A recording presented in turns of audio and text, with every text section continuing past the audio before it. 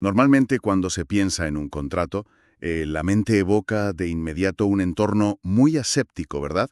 Un despacho bien iluminado con luces fluorescentes o un notario aburrido revisando folios blancos. Claro, con firmas meticulosas al pie de cada página. Exacto.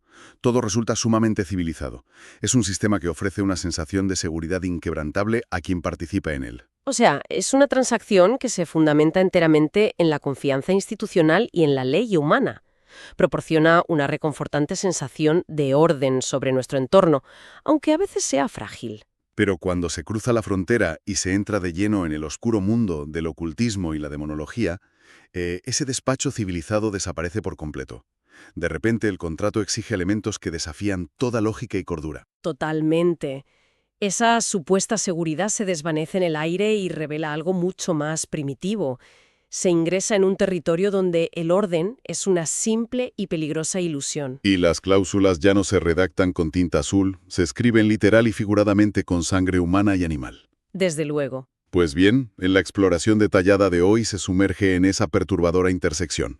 Vamos a analizar la conexión entre la teoría clínica y rigurosa de la demonología antigua y las aterradoras manifestaciones modernas de lo paranormal. Y para llevar a cabo este análisis a fondo, hemos reunido una pila de fuentes verdaderamente insólita. Ya lo creo. Por un lado tenemos textos ocultistas centenarios.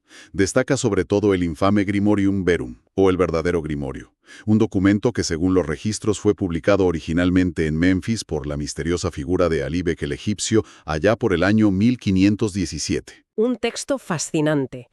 Y por otro lado, damos un salto temporal vertiginoso hasta los años 90. Vamos a analizar los archivos sonoros de La Mano Peluda. El legendario y escalofriante programa de radio mexicano. Exacto. Resulta un contraste histórico e intelectual increíble. Tienes en una mano el manual de instrucciones burocrático del siglo XVI y en la otra las caóticas grabaciones en vivo de sus supuestas consecuencias en el siglo XX. Y esa es precisamente la gran premisa de hoy.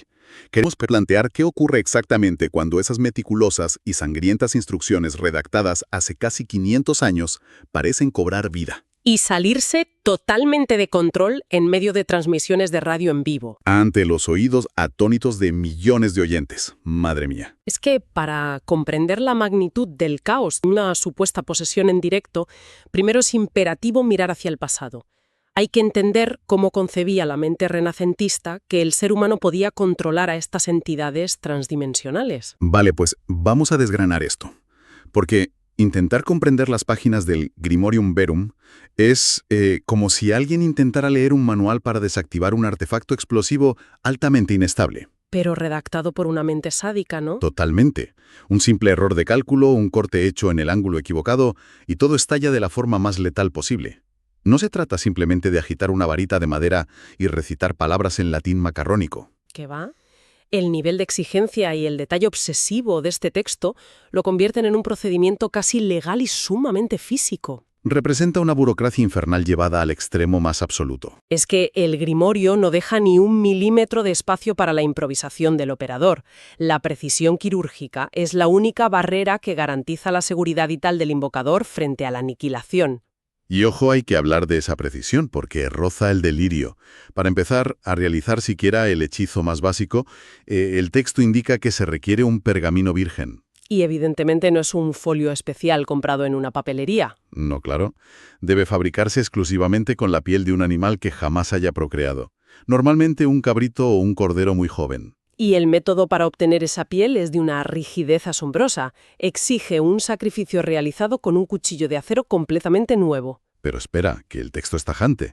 No sirve cualquier cuchillo recién forjado. En absoluto. Tiene que ser un instrumento forjado de manera específica en el día y en la hora astrológica de Marte. Y además, durante la fase de luna nueva. Fíjate en el nivel de detalle. El metal tiene que ser lo bastante afilado y resistente como para seccionar el cuello del animal de un solo tajo ininterrumpido. Uf, qué crudeza. Y el proceso no termina con la muerte. Esa piel recién arrancada debe ser posteriormente espolvoreada con sal, pero sal que ha sido exorcizada previamente mediante oraciones que duran horas. Lo fascinante de esto es la profunda psicología que subyace en estas reglas tan extremadamente rígidas. A ver, cuéntame más sobre eso. Pues si analizas lo que verdaderamente está haciendo el invocador, a nivel mental, descubres un mecanismo de defensa. Al imponerse esta extrema complejidad ritual, de forma paradójica, el operador se está otorgando a sí mismo una falsa sensación de autoridad. Claro, autoridad sobre fuerzas que por definición son pura entropía, caos y destrucción. Exacto. Es como si la mente del invocador racionalizara diciendo, bueno, si sigo absolutamente todos los pasos de esta receta tan difícil, la entidad no tendrá más remedio que acatar mis órdenes. Al exigir un estado de pureza inmaculada y herramientas de un solo uso, el ser humano desarrolla esa ilusión cognitiva de domesticar lo indomable. Precisamente.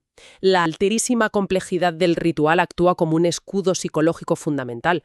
Si la invocación sale mal y el demonio ataca, la culpa nunca recae en la premisa de que el demonio es superior. El fallo siempre será técnico. Eso es. El invocador pensará que olvidó recitar una sílaba al bendecir la sal, o que el herrero forjó el cuchillo un miércoles en lugar del martes marciano exigido. O sea, resulta ser la excusa perfecta, el resquicio legal definitivo para justificar un fracaso mortal. Pero hay un detalle en estas reglas previas que rompe por completo los esquemas. Hasta el instante de usar el pergamino, el operador debe mantenerse limpio, puro y casto.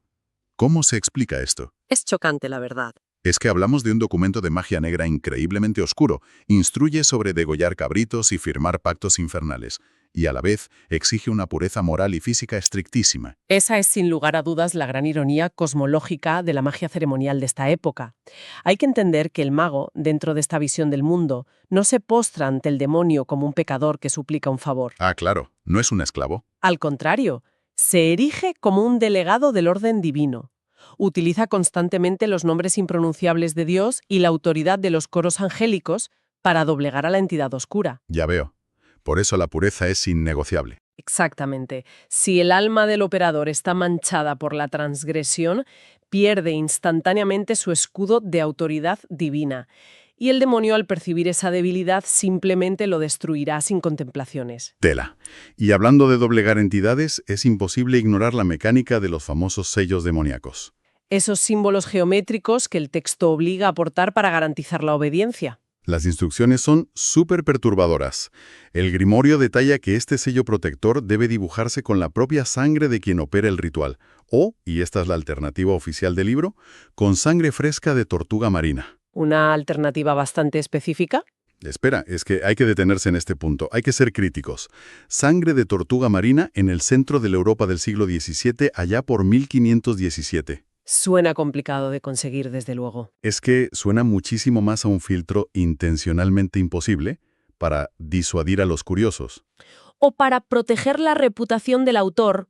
Claro, si alguien no lograba invocar nada, el autor siempre podía alegar que la sangre usada no era de la tortuga correcta. Exacto. Es una póliza de seguro perfecta para la efectividad del grimorio. Es una deducción excelente. Y además se vincula con la estratificación de los materiales en el pensamiento mágico. La alquimia y la brujería intentaban sistematizar el universo entero. Y las instrucciones de colocación del sello también reflejan esto, ¿no? Totalmente. Dependiendo de la anatomía y el género, el libro especifica que un hombre debe portar el sello en el bolsillo derecho, mientras que una mujer debe llevarlo en el costado izquierdo o resguardado entre los pechos como un relicario íntimo. Y el texto añade que si a alguien le sobra el presupuesto, esos mismos sellos pueden grabarse directamente sobre esmeraldas o rubíes.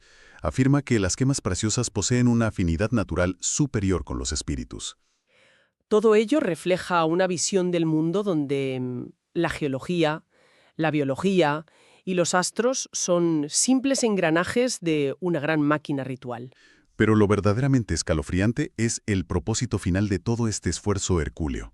Todo este pergamino despellejado y las gotas de sangre exótica tienen un único objetivo inicial: escribir una invocación para llamar a una figura muy particular dentro de la jerarquía infernal. Un ente llamado Skrillin.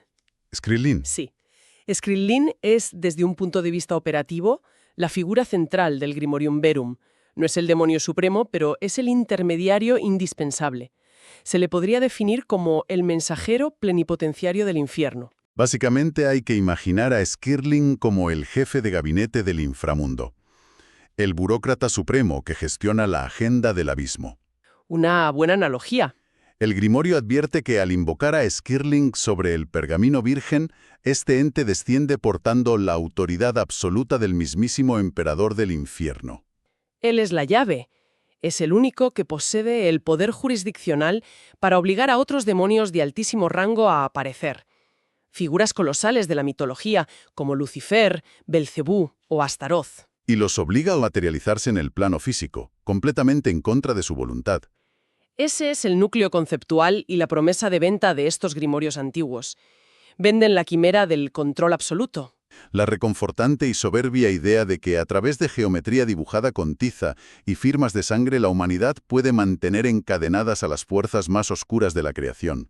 Como si fueran simples siervos obedientes. Una soberbia que históricamente siempre precede a una caída catastrófica. Exactamente. Toda esa ilusión de dominio y ese delicado castillo de naipes burocrático acaban derrumbándose al enfrentar la cruda realidad empírica, porque esa promesa de control estricto del siglo XVI fracasó por completo. Y no hace falta recurrir a crónicas medievales dudosas para observar cómo se ve ese fracaso.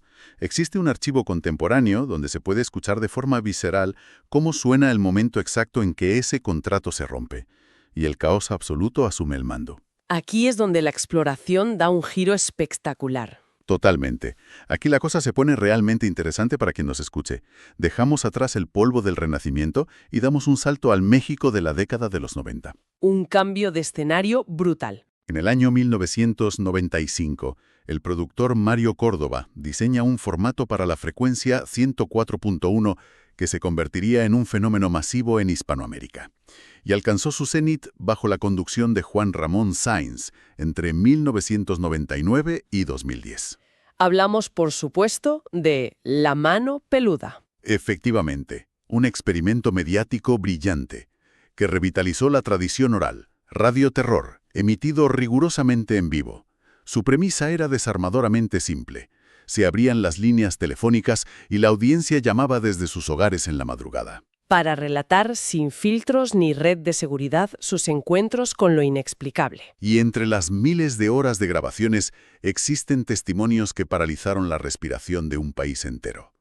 Uno de los documentos sonoros más perturbadores es el infame caso Nach. Madre mía, se casó. Pone los pelos de punta. Durante una emisión rutinaria, un joven llama al programa.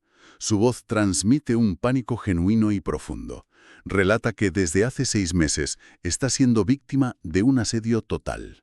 Describe cómo unas energías extrañas han tomado posesión intermitente de su cuerpo, provocándole lesiones físicas severas. Y arrebatándole su autonomía por completo. Lo que hace que ese documento sea objeto de estudio hoy en día no es únicamente la crudeza del testimonio.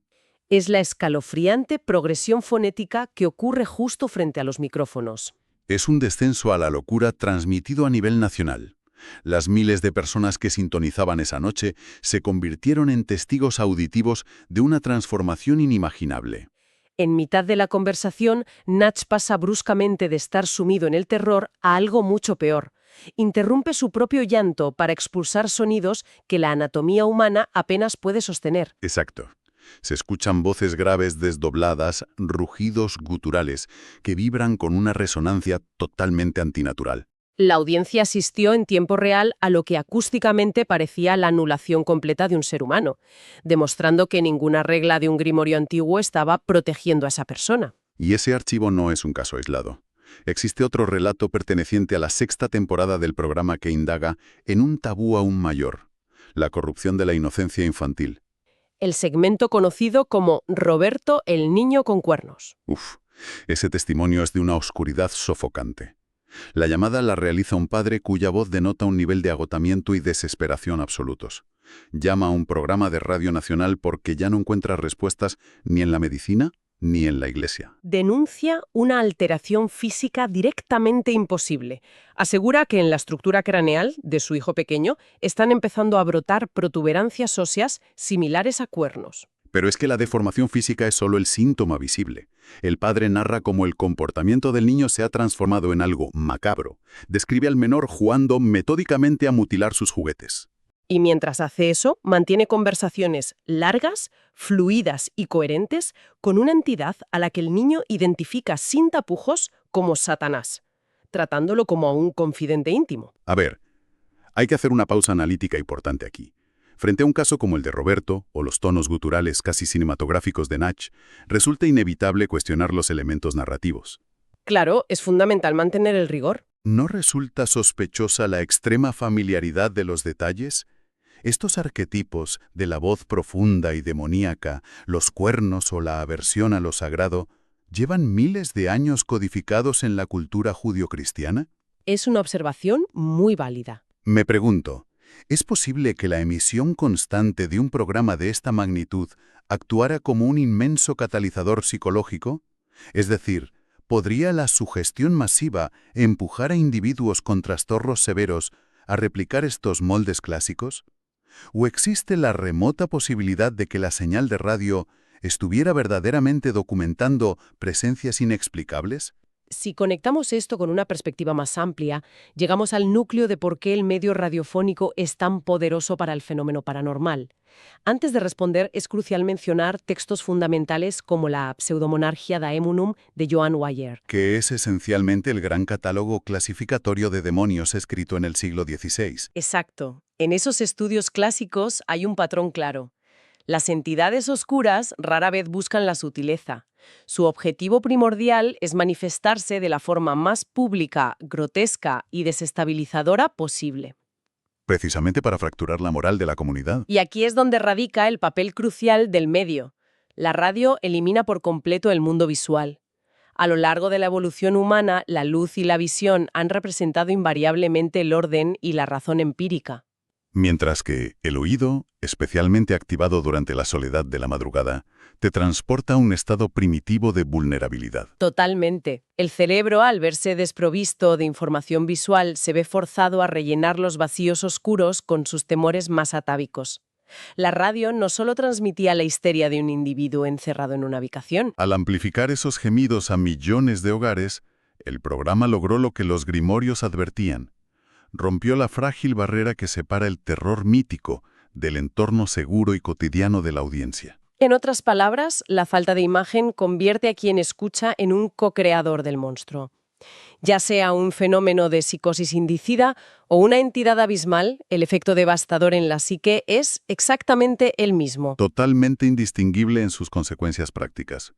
El terror paralizante no requiere confirmación empírica para destruir una mente. Es así. Y esto nos conduce de forma directa al aspecto más implacable y oscuro de nuestra exploración de hoy. Involucrarse con esta dimensión jamás es un acto gratuito, ya sea trazando la firma de Skirling sobre una piel de cabrito en el Renacimiento o descolgando un teléfono para hacer una confesión anónima en California en el año 2002. Una economía despiadada.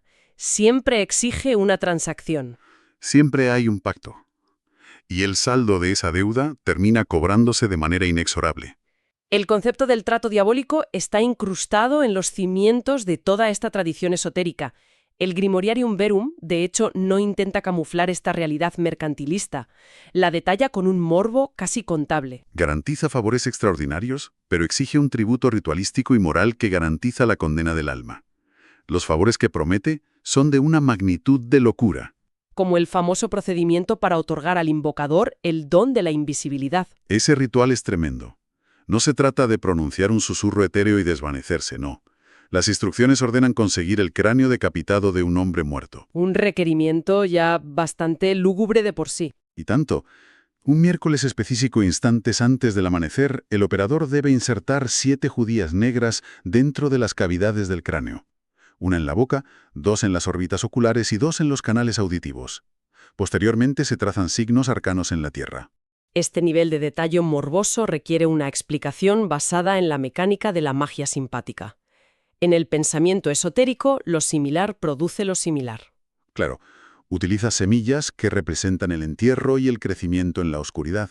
Exacto. Y al colocarlas en los orificios sensoriales de una calavera, el operador ejecuta un acto simbólico de ceguera y sordera absoluta. Se está bloqueando artificialmente la capacidad del mundo para percibir al mago. Se ciega a la realidad para que ésta no pueda verlo a él. Pero, como vemos, la moneda de cambio para lograr esto es siempre la participación activa en un acto de profunda corrupción macabra. Siempre hay un precio oscuro que pagar. Y no existe en los anales del terror contemporáneo un ejemplo más devastador de esto que el caso Josué. Es posiblemente la transmisión más famosa, analizada y trágica en la historia de la mano peluda. Ocurrió en el año 2002. Un caso que marcó un antes y un después en la radiofusión del misterio. Un individuo que se identifica como Josué Velázquez llama el programa desde Estados Unidos. El tono clínico y desapasionado de su confesión en directo hiela la sangre de todo un continente. Admite sin remordimiento aparente haber forjado un pacto directo con entidades demoníacas. Y su motivación es lo que resulta más desolador. No buscaba conocimiento prohibido ni sabiduría arcana. Su motivación era una necesidad mundana originada por una profunda y asfixiante crisis financiera. Quería solvencia económica y poder terrenal. Escritura moderna del clásico mito de Fausto, pero despojado de toda la poesía romántica y trasladado a la cruda y sangrienta realidad capitalista. Una realidad tan sanguinaria que Josué confesó a través de la Radio Nacional un crimen atroz para sellar el pacto. Perpetró el asesinato de su propia abuela. De acuerdo con su gélido testimonio tras consumar el sacrificio, las evidencias materiales se desvanecieron de forma inexplicable. Esto le permitió eludir por completo a la policía. Sin embargo, el éxito del ritual lo dejó atrapado en una espiral de tormento psicológico y asedio paranormal continuo del que ya no podía escapar. Y este incidente en particular acarrea un corolario histórico espeluznante. Para muchos constituye la prueba de que estas energías logran traspasar la barrera del éter radiofónico para manifestar repercusiones letales en el mundo material. Porque las repercusiones no se disiparon como una simple anécdota macabra para asustar a la audiencia. ¿Qué va? Casi una década después, en el año 2011, el presentador Juan Ramón Sáenz accedió, tras mucha insistencia, a realizar la única entrevista presencial que Josué concedería. Las cámaras documentaron el encuentro. Y en un giro que conmocionó al país, muy poco tiempo después de ese contacto físico, Juan Ramón Sáenz falleció de forma repentina. Una agresiva infección gastrointestinal evolucionó rápidamente hasta provocar un paro cardiorrespiratorio masivo y fatal. Dentro de la cultura popular, la conclusión fue inmediata y perturbadora. El pacto de Josué, hambriento de energía vital, se había cobrado la vida del investigador. Fue interpretado como el coste definitivo de acercarse demasiado al abismo. ¿Qué nos dice todo esto a nivel práctico? Evidencia una evolución tremendamente trágica en la forma en que la humanidad se relaciona con lo desconocido. Sí. Si analizamos otro texto fundamental como el Ars Goetia, que conforma la primera sección de La llave menor de Salomón, observamos un paradigma radicalmente distinto. ¿En qué sentido? Ese texto relata cómo el mítico rey Salomón forzó a 72 demonios de alta jerarquía a entrar en un recipiente de bronce. Lo selló con símbolos de poder divino, obligándolos a construir monumentos para él. La dinámica de poder es crucial. En la mentalidad antigua, la entidad es subyugada y forzada a obedecer antes de que el humano siquiera mencione qué favor desea. O sea, el operador mágico de la antigüedad actúa exclusivamente desde una posición de dominación absoluta revestido de una autoridad casi real. Así es. El ser humano se autopercibía como la cima de la creación. Pero al saltar al presente y analizar la tragedia de Josué, se hace evidente que esa dinámica está irremediablemente rota. Totalmente rota. El ciudadano moderno ya no se percibe como un rey con autoridad cósmica. Es un individuo desesperado, acorralado por el sistema y ahogado en facturas, que ofrece su sometimiento de manera voluntaria. La entidad ya no está atrapada gimiendo dentro de una vasija de bronce. Ahora es la entidad quien redacta las cláusulas, impone los intereses. Y el ser humano paga la cuota de entrada derramando la sangre de su propia familia. Se evidencia un declive aterrador. Se ha pasado de interpretar el papel de monarcas del cosmos a convertirnos en esclavos sumisos a cambio de estabilidad material. El grimorio antiguo al menos exigía estados de pureza espiritual y cuchillos marcianos con el fin de mantener con vida al invocador. Hoy en día, la desesperación del mundo moderno provoca que se ignoren todas las precauciones históricas. Se entrega la voluntad y la cordura sin intermediarios. La sofisticada ilusión de control de la magia ceremonial desaparece sin dejar rastro. La transacción se revela en su estado más puro y brutal. Un engaño cósmico diseñado para que la fragilidad humana siempre pague el precio más alto posible. Y al trazar una línea que une todos los puntos oscuros de este viaje, emerge una panorámica innegable.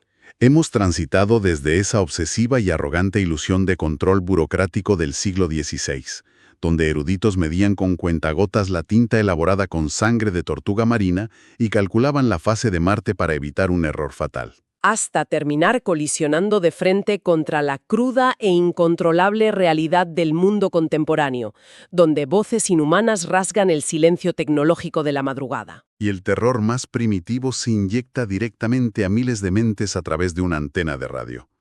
Todo ello sirve como testimonio de que los antiguos círculos de protección resultan completamente inútiles cuando es la propia desesperación humana la que decide quitar el seguro de la puerta desde adentro. Lo que resulta irrefutable es que sin importar los siglos que transcurran o la tecnología que desarrollemos, esa oscura fascinación humana por asomarse a las profundidades del abismo permanece inalterada. Y para cerrar esta exploración, hay un último y sumamente perturbador detalle rescatado directamente de las últimas páginas del Grimul Irium Verum. Merece una reflexión profunda por parte de quien nos escucha. El libro incluye un pequeño rito que encapsula la esencia de este ecosistema oscuro. Un hechizo muy breve es catalogado bajo el título Para ver los espíritus del aire. Es imprescindible prestar atención a los ingredientes que el libro exige mezclar para lograr arrancar el velo de lo invisible. Son componentes que destilan un simbolismo muy denso y anclado en la putrefacción terrenal. Sin lugar a dudas, las instrucciones exigen extraer el cerebro de un gallo y amasarlo meticulosamente con cera completamente virgen. Y aquí se encuentra la clave filosófica de todo el rito. Hay que añadir polvo recolectado del interior del sepulcro de un hombre muerto. Pero con una condición innegociable, fíjate bien. El polvo debe haber estado en contacto físico y directo con el propio ataúd en descomposición. Se amalgama esta mezcla impía y se incinera en silencio. La reflexión final que esto provoca es inevitable. Si los catalizadores químicos y espirituales necesarios para obligar a manifestarse a lo demoníaco están tan inquebrantablemente ligados a la mortalidad física humana, al polvo de nuestras propias tumbas. Quizás sea momento de replantear el origen del mal. Tal vez las entidades que el ser humano tanto teme invocar jamás son llamadas desde un abismo ardiente y lejano. Tal vez en realidad ningún demonio viene de un plano exterior. Es muy posible que simplemente sean despertados y moldeados a partir de esa misma oscuridad, desesperación y mortalidad, que desde el nacimiento de la conciencia humana ya yacen latentes y profundamente enterradas en las raíces de este mundo y en el interior de nuestra propia especie. Una inferencia que lo cambia todo. Hasta la próxima exploración a fondo.